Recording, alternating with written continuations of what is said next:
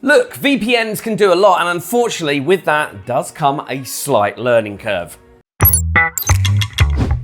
On that note, today I'm coming to you with a CyberGhost VPN tutorial, from navigating their UI on Mac and Windows to accessing all of their features. So I've already installed the app on my desktop, which was a basic VPN setup per usual. So let's just dive into how to use CyberGhost in 2023. As you can see, the UI is pretty organized and user-friendly for beginners. On the left-hand side, we have all the main tabs for quick navigation. If I click on all servers, then I can see CyberGhost's fleet of over 9,250 server options available in 91 countries. The favorites button also comes in handy, so I can save my most frequently used connection and find it even faster next time.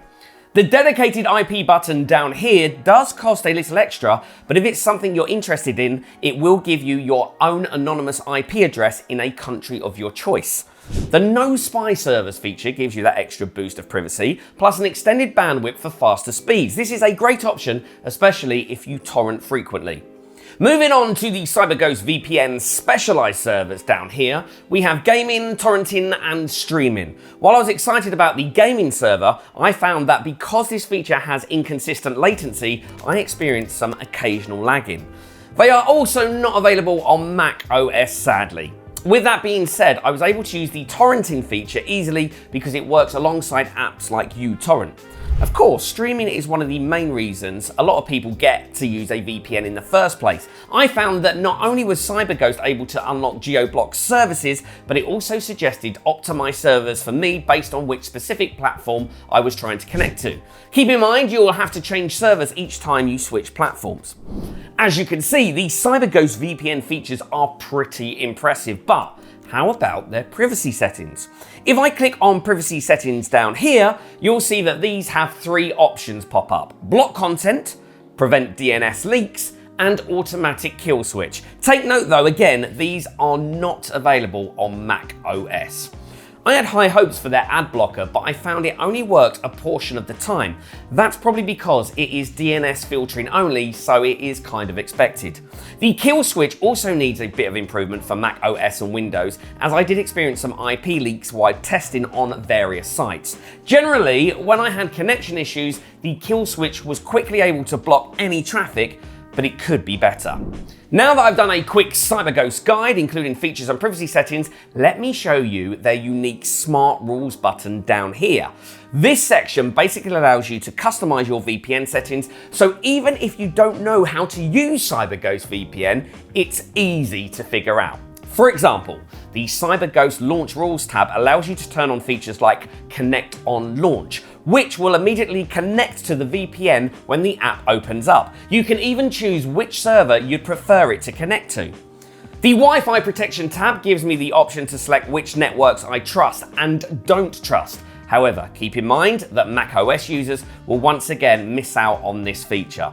One of my favorite CyberGhost VPN features is actually the Make Exceptions feature, which is essentially split tunneling. This option allows me to create a list of sites that I don't want to pass through the VPN connection. So, for example, I can type in here my social media or bank websites, and the app will always prevent it from connecting to the VPN. Over here, of course, we have app rules, which allow me to customize which apps I want my VPN to automatically connect to. I can make a list down here for Chrome or Safari, for example, then I can choose where I want it to connect to over here.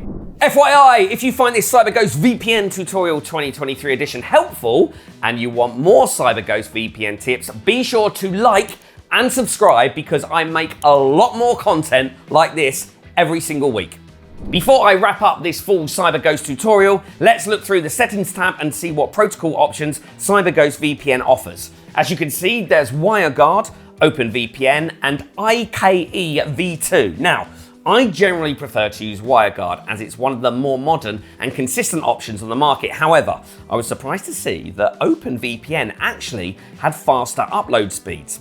If you do choose to use OpenVPN instead or WireGuard, Just remember that Mac users will need to manually configure it themselves first. It's worth noting that if you don't know how to use CyberGhost on Mac, you may feel the app is a bit less user-friendly than the Windows version. Additionally, I did find the browser extensions to be a bit underwhelming. While attempting to figure out how to use CyberGhost on Windows, I noticed the extensions weren't very intuitive or user-friendly.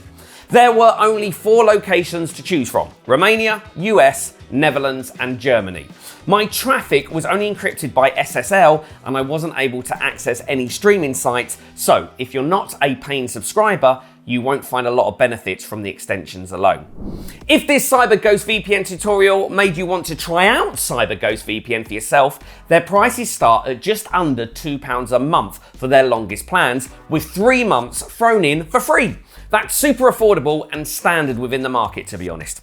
Overall, CyberGhost VPN has a lot of benefits for paying users. CyberGhost on Windows is intuitive and feature-rich, and CyberGhost on macOS is easy to use and convenient.